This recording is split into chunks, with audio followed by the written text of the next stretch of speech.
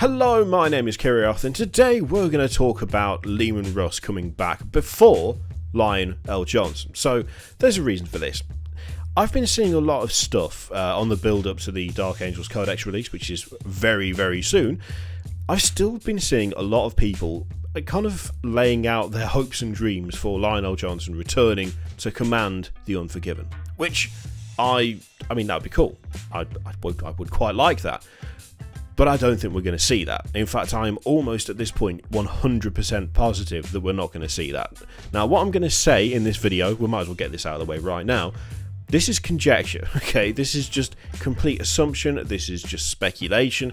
There is no official source for this. I've not seen any leaks or rumours or anything that might suggest what I'm about to say is true. The only thing I've really got is just this weird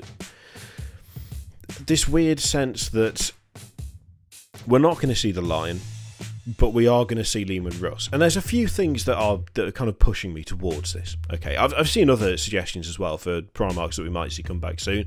I've seen Sanguinius, which, as I've said before, okay, they kind of defeat the point of him, you know, falling to Horus, and that whole sequence of events would be rendered kind of meaningless, but sure. I've seen a few things about maybe Vulcan coming back next. That seems unlikely to me. For me, the two main candidates have been Leman Jonson and Leman Russ. Now, in terms of Leman Jonson coming back, there's multiple reasons as to why I do not think this is going to happen. I don't think it's going to happen with the Dark Angels release anyway. We might see him further down the line. We might see him maybe in the near future. It might not be too far away, but we're not going to see him with the Codex launch. And that comes from a couple of things. There's a few reasons for that. So, if you look at the Primarchs that we've had so far, we've had Guilliman, we've had Magnus, we've had Mortarion. Not in that order. Not necessarily in that order. But we've had a certain pattern to their release. Things have either been hinted at.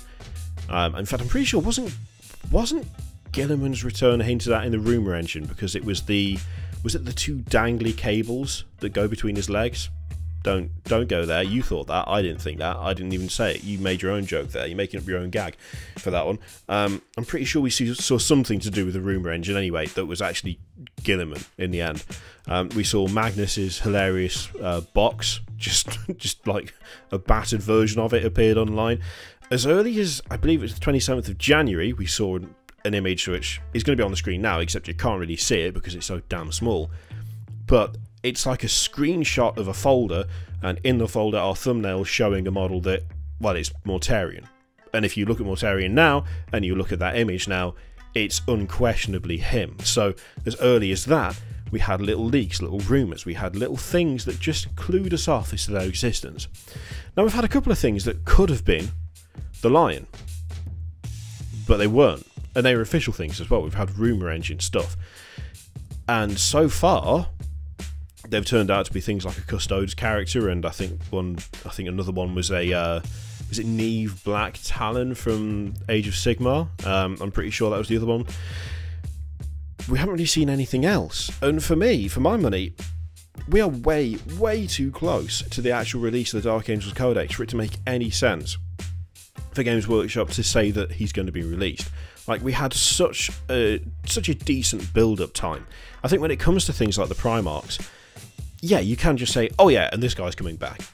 But that doesn't really do it justice. It doesn't build the hype. It doesn't build the excitement. There isn't enough time for the news to spread. You know, everyone gets their news from different sources. Some people, well, I mean, some of you guys get it from me.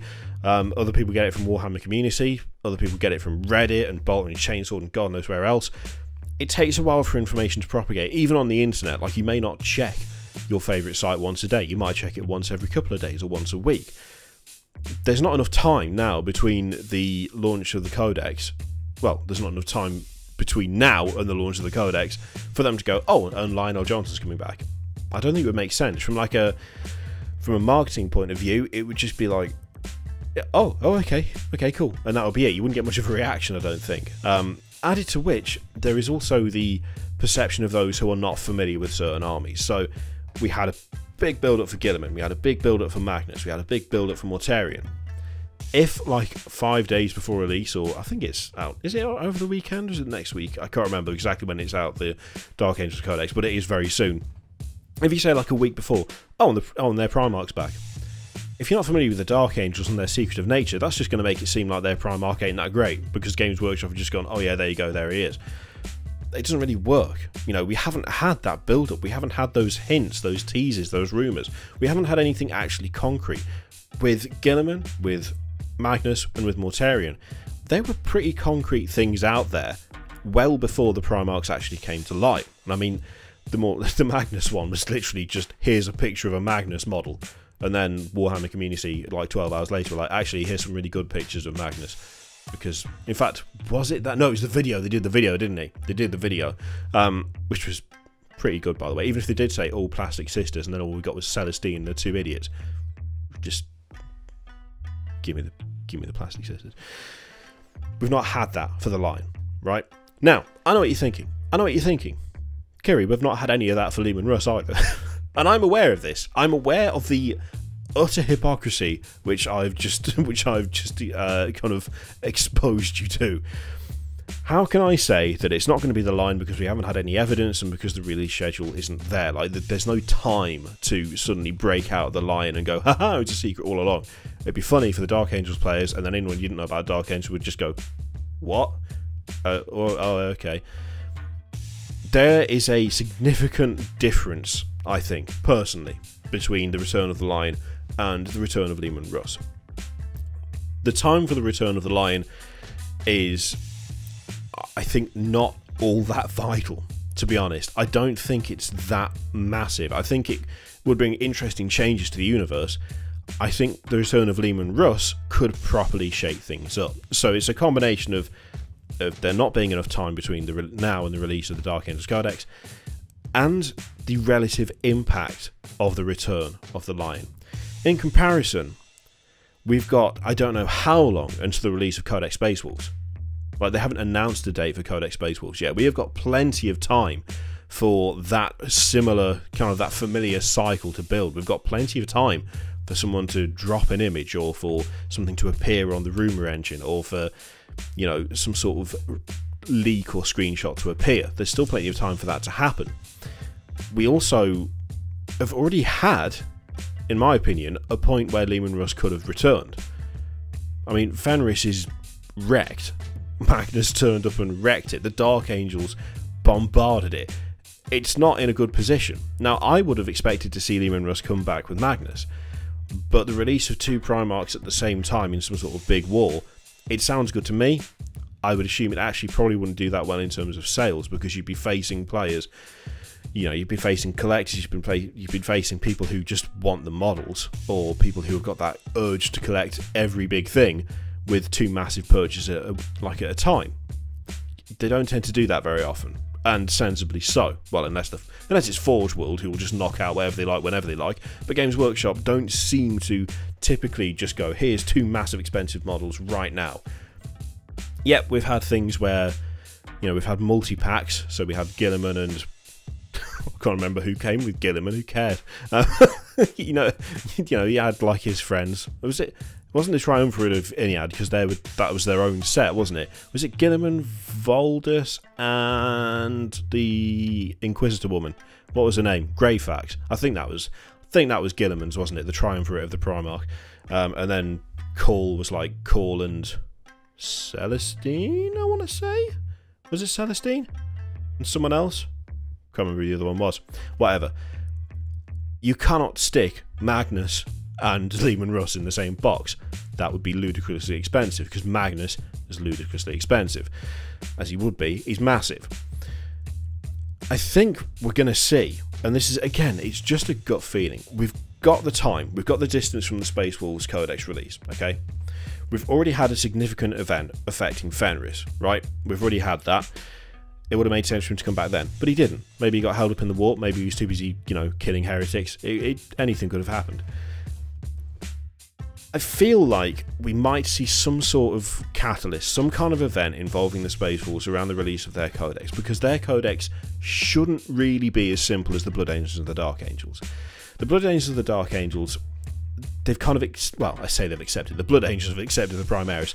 The Dark Angels, just by the fact that the units just seem to be capable of taking in a Dark Angels army, kind of suggests that they have in some way accepted them, even if they're not 100% happy about it. And now, I know we've already covered the fact that there is a little bit of a scrap between the Dark Angels and their Primaris counterparts, but that seems to have done nothing to affect the rules.